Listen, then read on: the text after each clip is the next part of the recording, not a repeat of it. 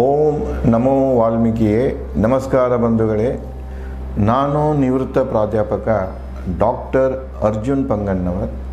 ಹೇ ಸೀತಾರಾಮ್ ವಾಹಿನಿಯ ವಾಲ್ಮೀಕಿ ರಾಮಾಯಣ ಅಂದು ಇಂದು ಚಿಂತನ ಕಾರ್ಯಕ್ರಮದ 458ನೇ ಸಂಚಿಕೆಗೆ ತಮ್ಮೆಲ್ಲರಿಗೂ ಸ್ವಾಗತ. ಹಿಂದಿನ ಸಂಚಿಕೆಯಲ್ಲಿ ಲಕ್ಷ್ಮಣ ಸುಗ್ರೀವನ ಅರಮನೆ ಪ್ರವೇಶ ಮಾಡ್ತಾನೆ. ಸುಗ್ರೀವನ ಒಂದು ಸ್ಥಿತಿಯನ್ನು ನೋಡ್ತಾನೆ. ಅವನು ನಿಷೇಧಾಗಿರ್ತಾನೆ, ತೂಗ್ತಿರ್ತಾನೆ. ಸುತ್ತಮುತ್ತ ಅವನ ಪತ್ನಿಯರು ಇರ್ತಾರೆ. ಹೆಚ್ಚು ಕಡಿಮೆ ಅವನು ತನ್ನ ಒಂದು ಲೈಂಗಿಕ ಸುಖದಲ್ಲಿನೇ ಪಡೆಯುವುದರಲ್ಲಿ ಲೀನವಾಗಿರ್ತಾನೆ. ಅದರ ಸ್ಥಿತಿ ಕಂಡು ಅವನಿಗೆ ಮತ್ತಷ್ಟು ಕೋಪ ಬಂದ ಸುಗ್ರೀವನಿಗೆ ಲಕ್ಷ್ಮಣ ಏನೆಲ್ಲ ಮಾತಾಡ್ತಾನೆ. ನಿನಗೆ ಉಪಕಾರ ಮಾಡಿದೆಯಾ, ನೀನು ಉಪಕಾರ ಸ್ಮರಿಸುವಂಥ ವ್ಯಕ್ತಿ ಅಲ್ಲ, ಸ್ನೇಹಿತ ಅನಿಸ್ಕೊಳ್ಳಿಕ್ಕೆ ಯೋಗ್ಯ ಅಲ್ಲ. ರಾಮ ನಿನ್ನ ನಂಬಿಕೊಂಡು ಅಲ್ಲೇ ಮಳೆಗಾಲದ ದಿನಗಳನ್ನು ಕಳೀಲಿಲ್ಲ ಅವನು ಸರಿಯಾಗಿ. ಅಂದರೆ ಮಳೆಗಾಲದ ದಿನ ಹೇಗೋದು ಗೊತ್ತಾಗಲಿಲ್ಲ ಅವನಿಗೆ. ಇಡೀ ಮಳೆಗಾಲದ ದಿನವೂ ಶೀತ ನೆನಪಿನಲ್ಲಿ ದಿನಗಳನ್ನು ಕಳೆದ. ಆತುರದಲ್ಲಿದ್ದಾನ ಅವನು.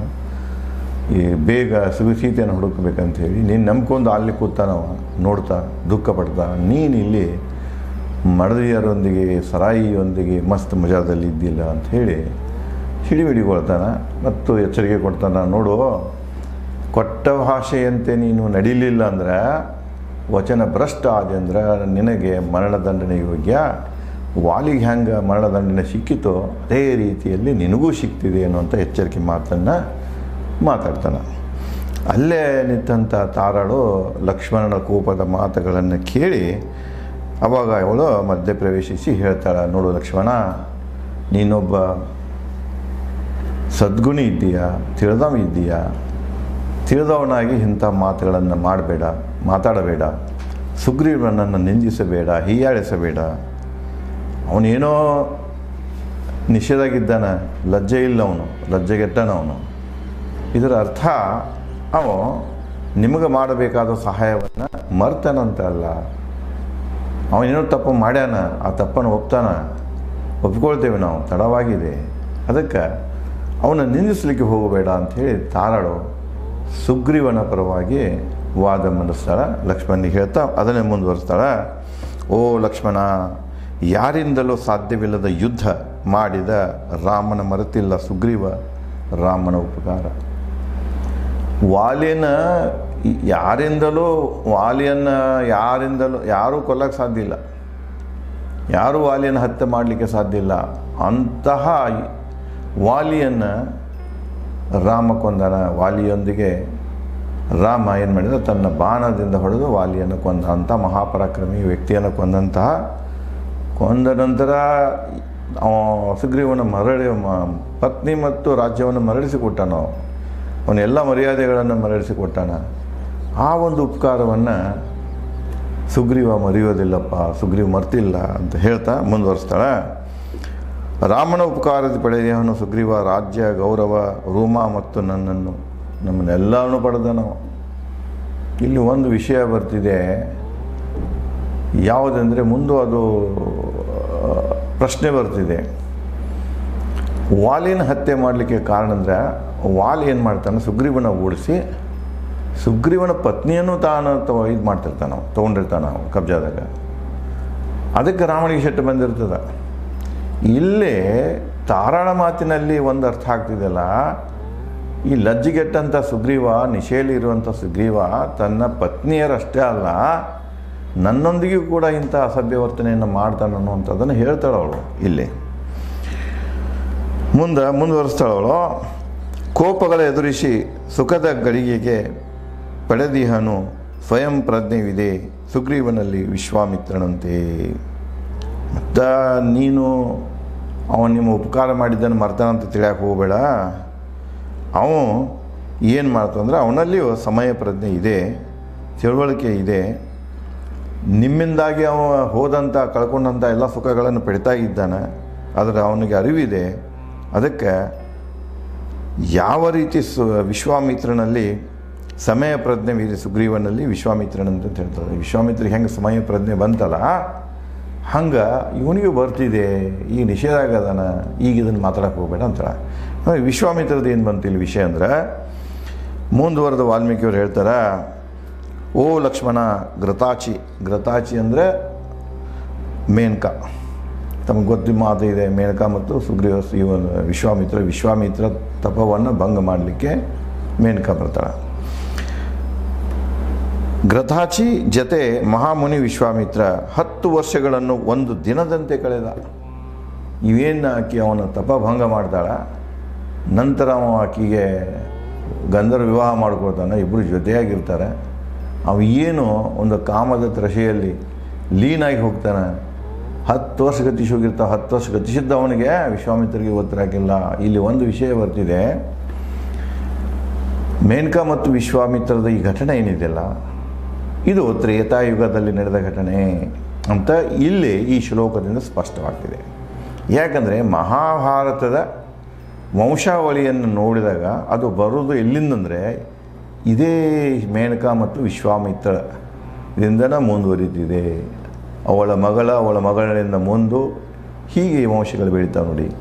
ಅಂದರೆ ಇಲ್ಲೇ ಈ ಎರಡೂ ಘಟನೆಗಳ ಸತ್ಯಾನುಸತ್ಯತೆಯನ್ನು ಇದು ಪ್ರೂವ್ ಮಾಡ್ತಿದೆ. ತ್ರೇತಾಯುಗದಲ್ಲಿ ರಾಮಾಯಣ ನಡೆದಿದೆ. ಆ ರಾಮಾಯಣದ ನಡೆಯುವ ಕಾಲಕ್ಕೇ ಈ ಮಹಾಭಾರತದ ವಂಶಾವಳಿ ಕೂಡ ಇತ್ತು. ಅದು ಇಲ್ಲಿ ಸಮಕಾಲೀನದಂತ ಸ್ಪಷ್ಟವಾಗಿ ತೋರಿಸ್ಕೊಡ್ತಿದೆ. ಮುಂದುವರೆದು, ಸಮಯ ಪ್ರಜ್ಞೆಯುಳ್ಳ ಮಹಾಮುನಿ ವಿಶ್ವಾಮಿತ್ರನಿಗೆ ತಿಳಿಯಲಿಲ್ಲ ಗತ ವರ್ಷಗಳು.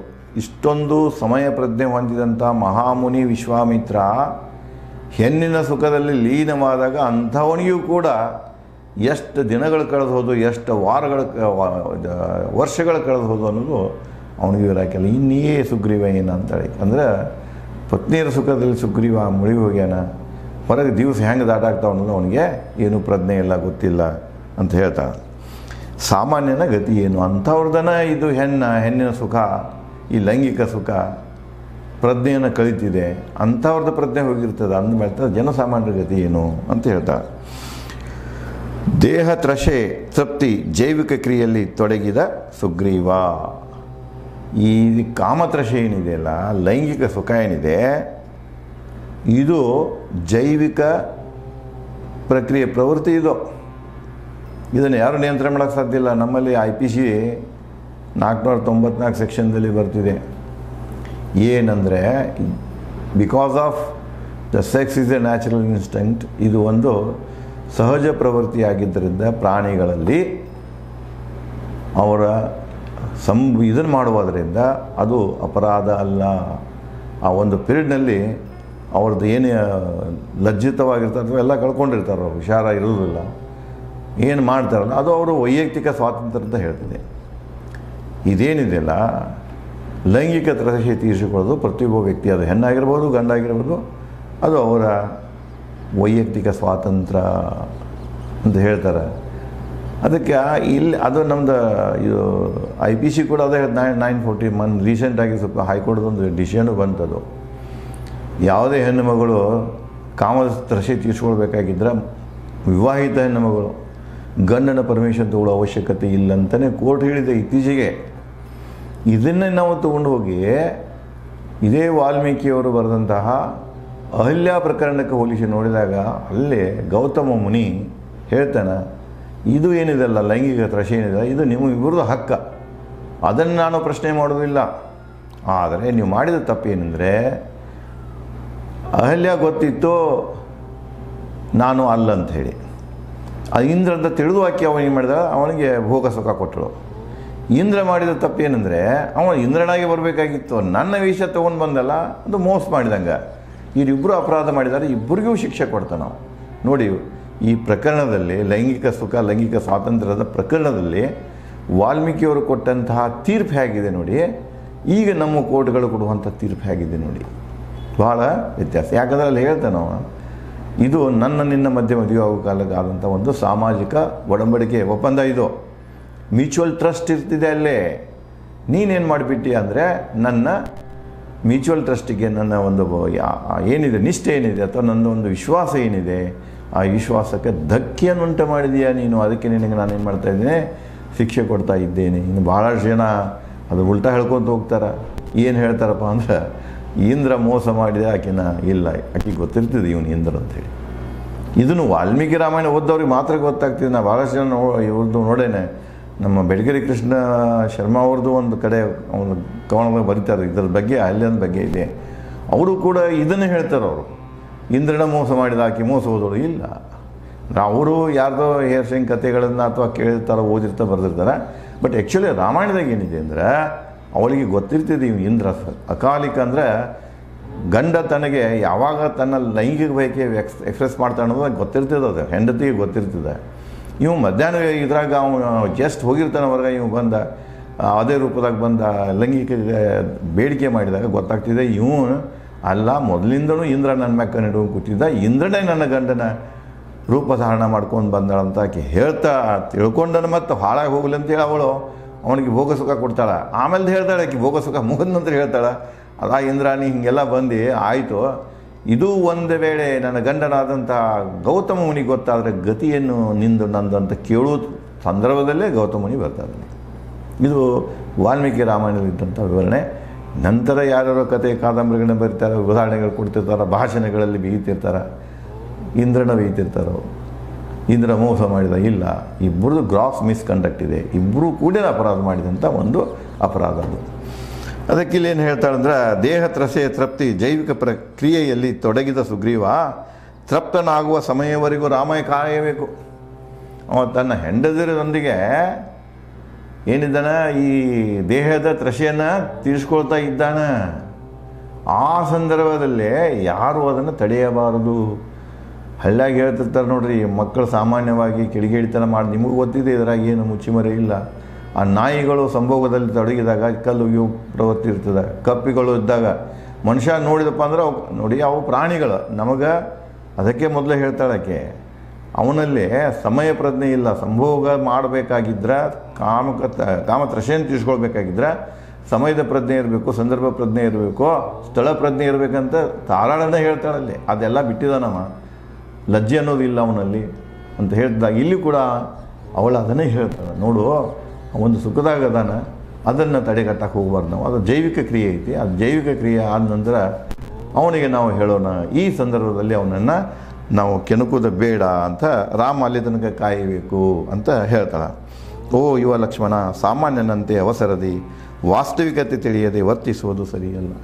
ನೀನು ಮಹಾ ಬುದ್ಧಿವಂತ ದೀಪ, ಇದೆಲ್ಲ ನಿನಗೆ ಗೊತ್ತಿದೆ.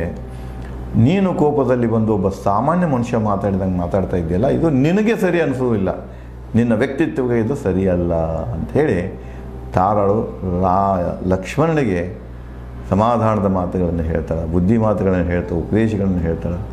ಇಲ್ಲಿ ತಿಳ್ಕೋಬೇಕಾದದ್ದು ಮನುಷ್ಯರು ಸಾಮಾನ್ಯವಾಗಿ ಎಲ್ಲ ನಡೀತಾ ಇರೋದು ಲೈಂಗಿಕ ಸುಖಕ್ಕಾಗಿಯೇ. ಇವು ಬಹಳಷ್ಟು ಇದರಲ್ಲಿ ಯುದ್ಧಗಳಲ್ಲೆಲ್ಲ ಅದು ಇವೇ ಕಾರಣ ಇರ್ತಾವೆ. ಅದಕ್ಕೆ ಇದು ಏನು ಅನ್ನೋದ್ರ ಬಗ್ಗೆ ಬಿಡಿಯಾಗಿ ವಾಲ್ಮೀಕಿ ರಾಮಾಯಣದ ಉದ್ದಕ್ಕೂ ವಾಲ್ಮೀಕಿಯವರು ಅಲ್ಲೆಲ್ಲ ಪ್ರಸಂಗ ಬಂದಾಗ ಈ ವಿಷಯವನ್ನು ತಿಳಿಸ್ತಾ ಇದ್ದಾರೆ.